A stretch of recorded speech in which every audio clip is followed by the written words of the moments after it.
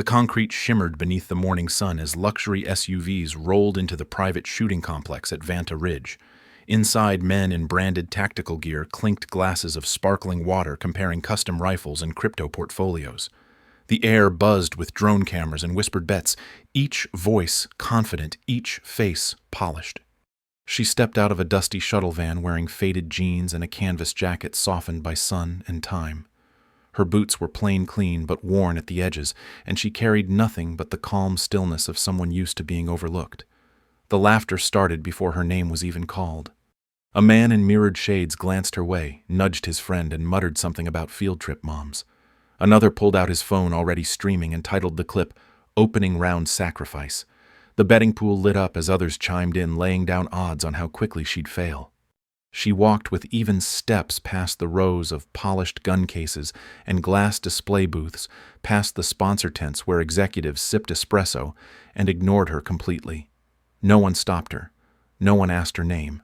But heads turned one by one as if drawn to something they couldn't explain.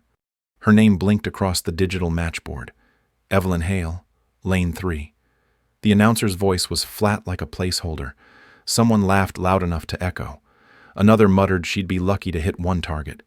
Behind it all, Evelyn said nothing. She moved toward the firing line like she'd walked that path 1,000 times. Phones tilted in her direction. The smirks followed. Nobody knew her. Everyone assumed she didn't belong. But something in the way she moved made it hard to look away. She stopped at the edge of the range and rested her hands loosely at her sides. The wind lifted the hem of her jacket. A camera zoomed in on her boots. Someone whispered that she looked like she hiked in from nowhere. No one offered her help. No one thought she needed it. Then, the bay light above her lane flicked on. Her time had come. And though the crowd didn't know it yet, they were about to witness something they wouldn't forget. Part 1. Character Introduction. Evelyn, the forgotten founder. Evelyn Hale was 42 and carried herself with the kind of quiet that made people underestimate her. She didn't speak to fill space and never rushed to prove anything. Most of her life had been spent behind the scenes teaching others how to steady their hands, how to listen to the breath before the shot. Back in her 30s, she'd built something remarkable in a dry corner of Arizona where few people ever looked. Using borrowed rifles and scavenged equipment, she created a training system that taught not just aim, but rhythm. It was about timing, movement, restraint, a kind of dance between breath and steel that turned shooters into artists. At first, it was just her and a few students, mostly kids from nearby towns or military hopefuls who couldn't afford fancy ranges. She never charged much and never advertised.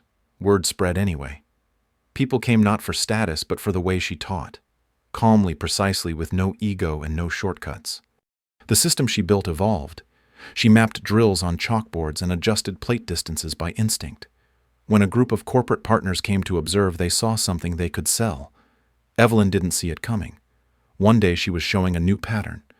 A month later, her drills were trademarked under someone else's name. Her name was scrubbed from the manuals.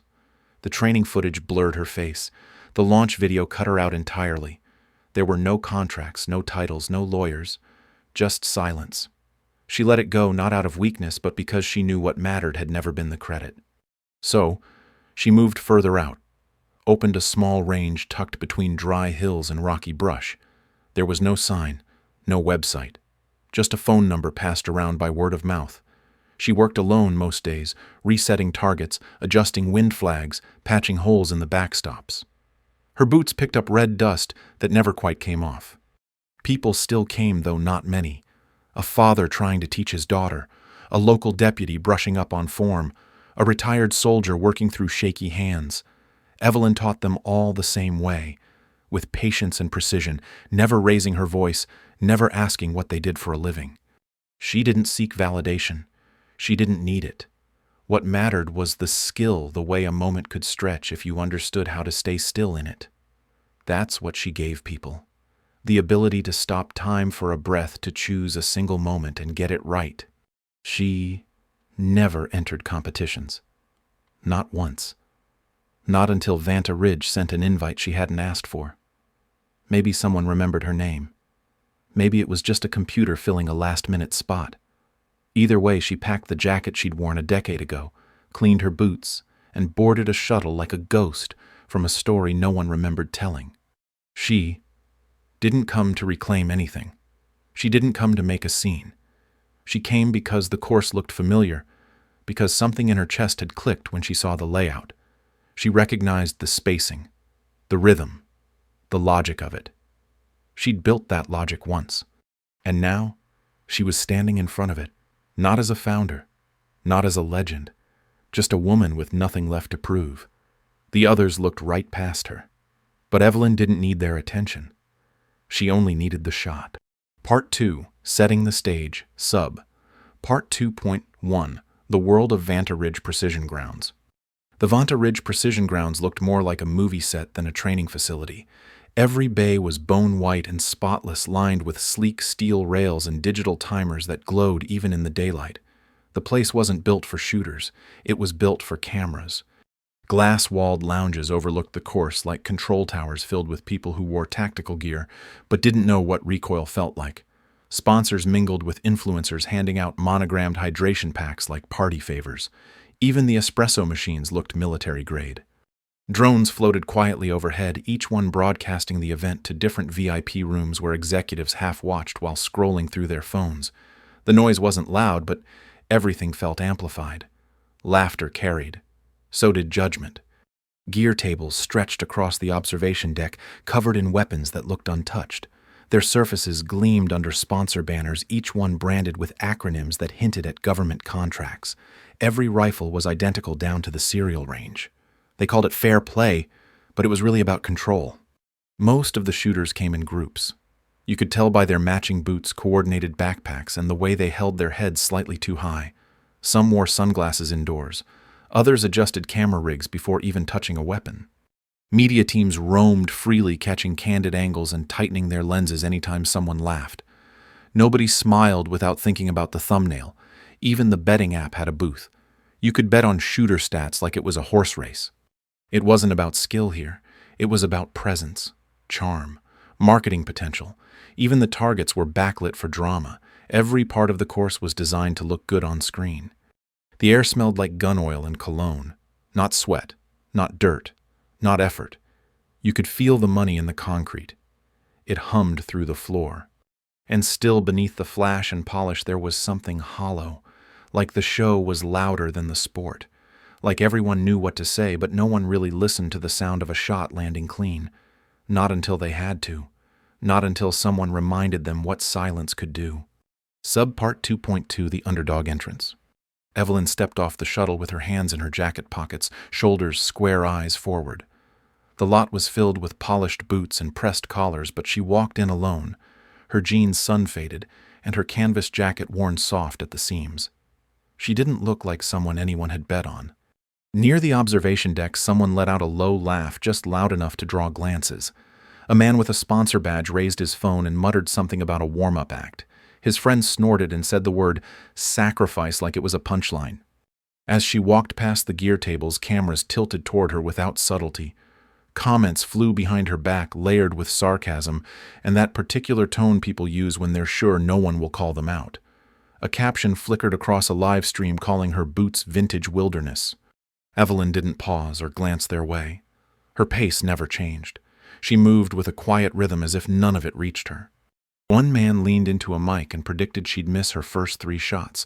Another offered odds to anyone nearby willing to bet she'd freeze before the timer even started. Nobody accepted, but everyone laughed anyway. She passed the bench where the elite shooters rested their gear and didn't look at any of them.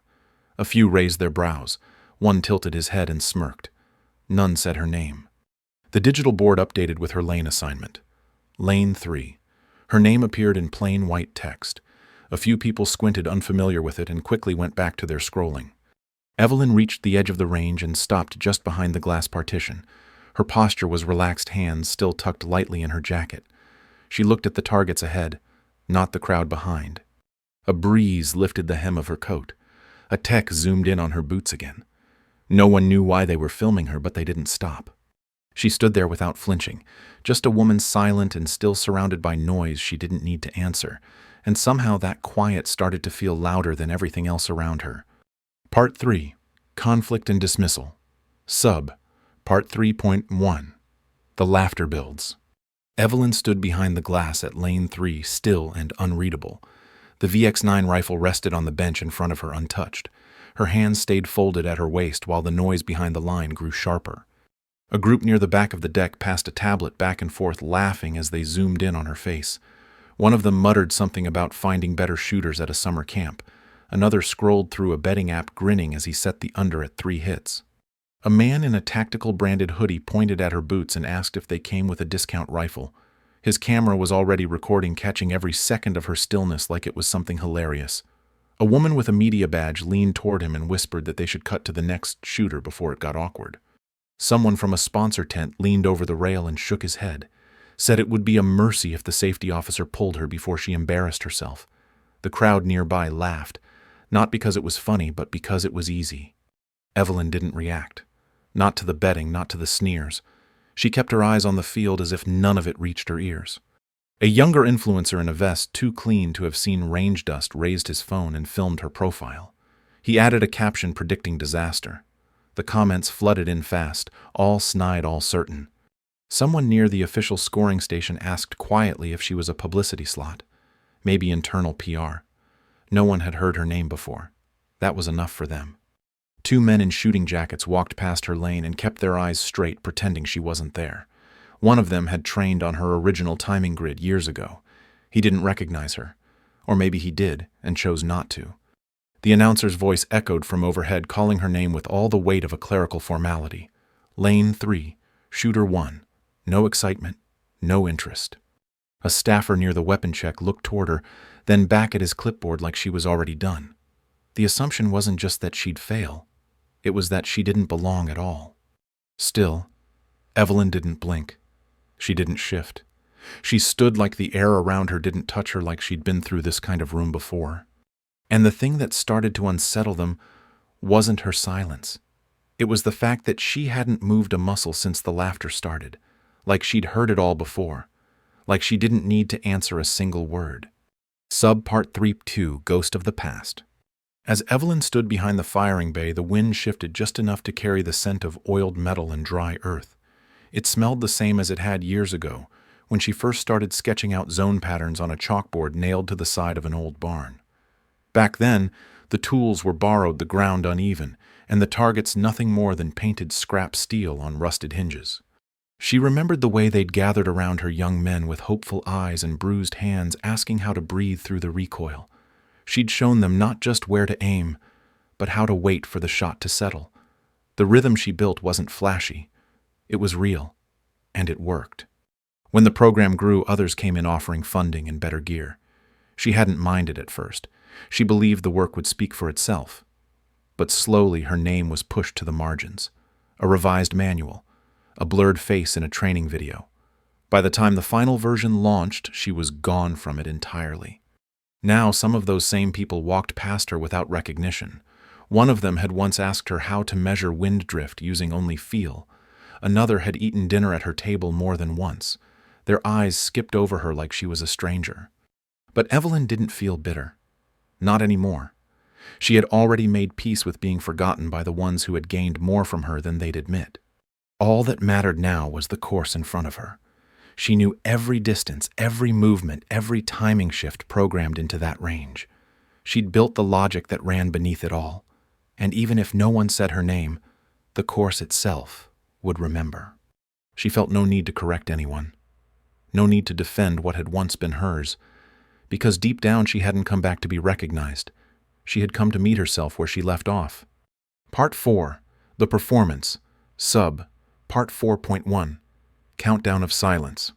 The light above lane 3 turned green with a quiet blink. A soft chime followed, barely audible over the steady murmur of the crowd behind the line. The digital clock on the wall reset to 0. Evelyn stepped forward without pause, her movement calm, her focus locked straight ahead. The VX-9 rifle sat waiting on the bench, perfectly aligned, untouched. She reached for it with steady hands, lifting it like something she'd done 1,000 times without ever needing to think. The crowd didn't fall silent yet.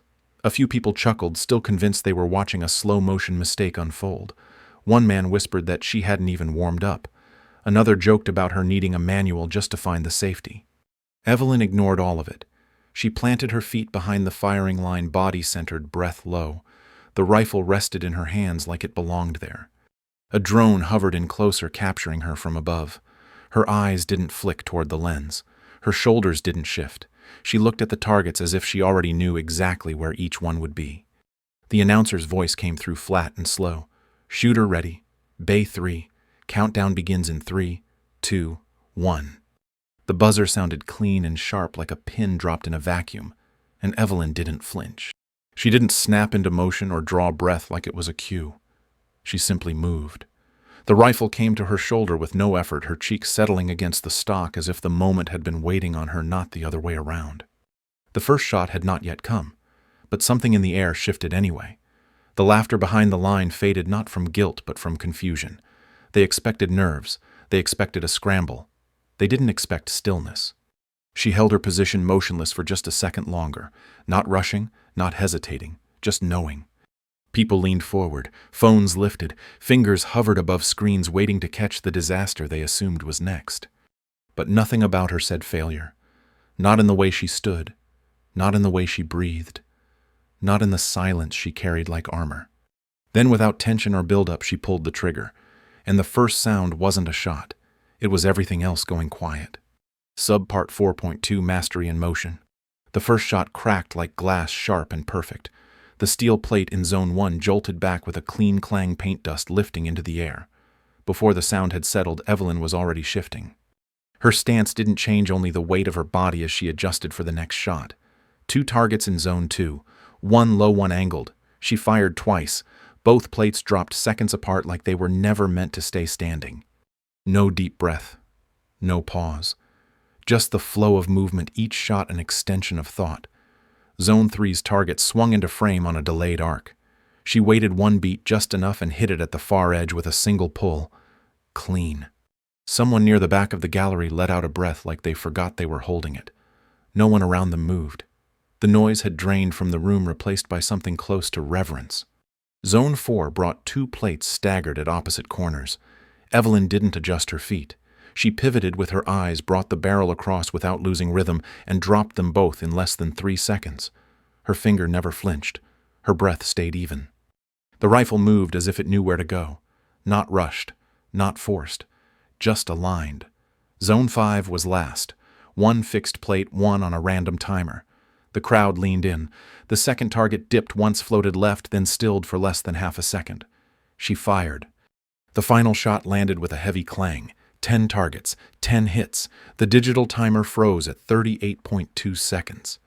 Evelyn lowered the rifle with care. No theatrics, no reaction. She placed it back on the bench, muzzle downrange, safety engaged. Then she stepped back. She didn't look at the crowd, didn't glance at the scoreboard. Her eyes stayed forward, her posture unchanged. The field lay silent behind her. No one clapped. No one spoke. Every breath felt too loud, like any sound might break whatever had just happened. And Evelyn walked off the line the same way she walked onto it. Alone. Calm. Leaving nothing behind but 10 clean pings echoing across the range.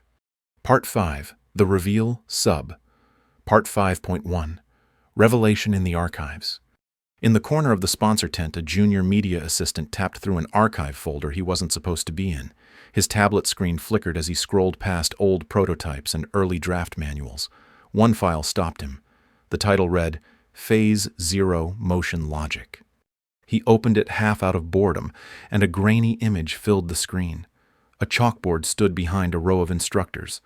On the far right, almost hidden by glare, was a woman. Her stance was unmistakable. Her face, even partly shadowed, matched the woman who had just walked off lane 3. He blinked once, leaned in, and zoomed closer. No label under her name, just a date, just proof. His mouth opened, but no words came out. He turned the screen toward someone beside him. Another assistant, then a tech manager, then a sponsor lead. Each one stared for a beat too long, like their brains were trying to rearrange something they thought they knew. Quiet spread across the tent, spreading faster than the news itself. A former consultant recognized the photo. His eyes didn't leave the screen as he said that she had helped design the timing standard. Not guessed it. Built it. No one argued. No one laughed. Someone lowered their phone and slowly backed out of a live stream. The caption still read, Opening round sacrifice. Two shooters still waiting their turn looked at the range, then back at the screen, then at each other. Neither moved toward their rifles. Neither spoke. One of the senior sponsors rubbed his jaw and said her name out loud for the first time. Evelyn Hale. Like it meant something different now. And it did. The scoreboard blinked again, still showing her 10 for 10 result. But no one was looking at the score anymore. They were all looking at her file photo. One man who had earlier placed a bet on her failure quietly reached for his phone and deleted the clip. No one told him to. No one needed to. In that moment, the range felt different. Not louder. Not even quieter. Just heavier. Like everything in it had shifted a few inches without warning. Because she hadn't just shot the course better than anyone else.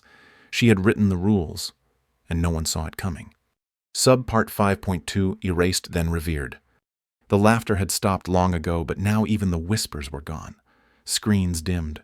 Phones dropped quietly into pockets. Nobody wanted to be the first to speak. Those who had posted about her scrambled to undo it. Captions disappeared. Clips were deleted in silence. No one told them to, but they felt it anyway. The shift. The shame. A sponsor rep who had once joked about her grip now stood still with his arms folded. He looked like he wanted to explain something, but the moment had passed. There was no space left for excuses. Evelyn didn't slow her steps as she walked past the registration tent. Someone tried to intercept her a marketing lead with a card already extended. She didn't take it. She didn't even look at it. Behind her, one of the influencers who had laughed earlier watched the footage again. Slower this time. Frame by frame. He wasn't studying for views now. He was trying to understand what he missed. No headlines followed her down the gravel path.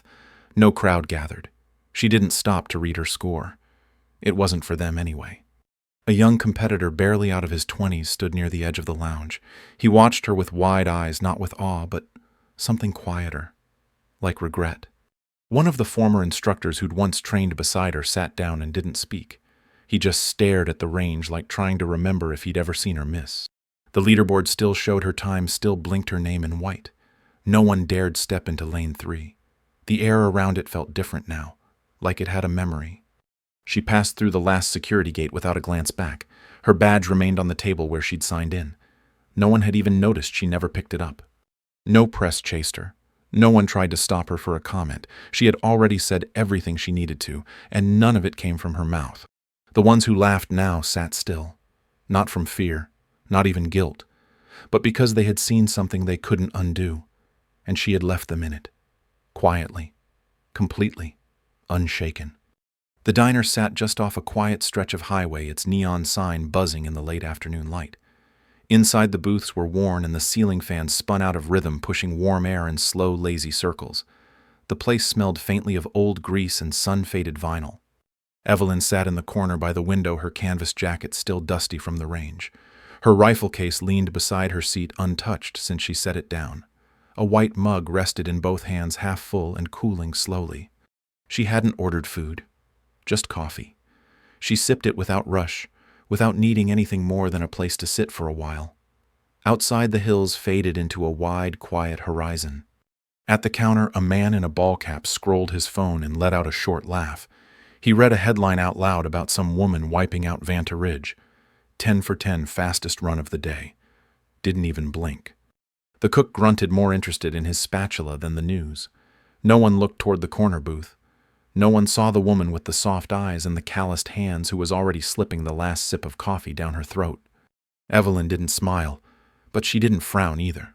Her face was calm, like someone listening to a song only she could hear. She reached into her jacket, pulled out a folded bill, and slid it beneath the sugar jar. No tip line, no signature, just a crease where her fingers had held it for a moment too long. She stood adjusting the strap on her case with the same ease she'd used to lift the rifle hours earlier. The bell over the door chimed once as it opened, then again as it closed behind her. Nobody called her name. Nobody asked where she was going. The booth emptied without a sound, and the cup stayed warm for a little while longer. Outside, the sun dipped behind the hills. Her shadow stretched long across the gravel as she walked back toward the road. There were no cameras, no crowd, just a quiet path, and a woman who had never needed applause to know her worth.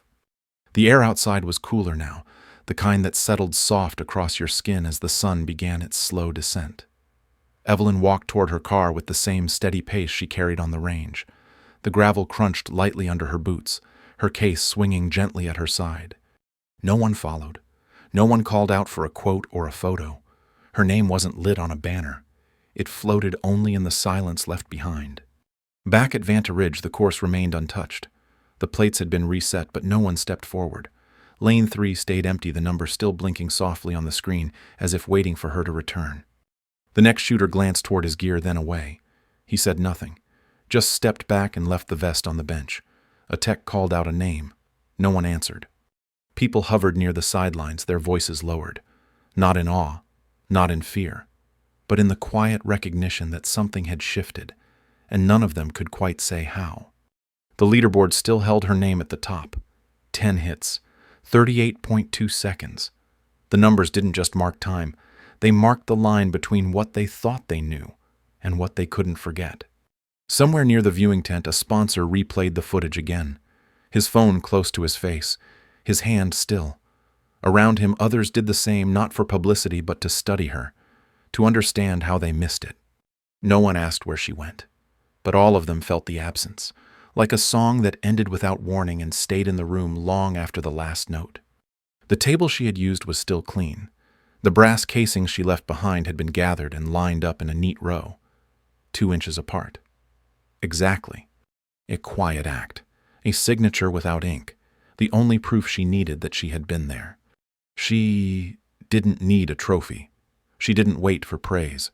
Her victory was not in being seen, but in walking through a place that tried to overlook her and making it pause. Evelyn Hale had entered alone and left the same way, but in between she turned silence into something unforgettable. Not by force, not by demand, but by presence. And somewhere, between the shot and the stillness, she taught them what strength really looks like. It looks like a woman no one recognized until it was too late. And by then, she was already gone.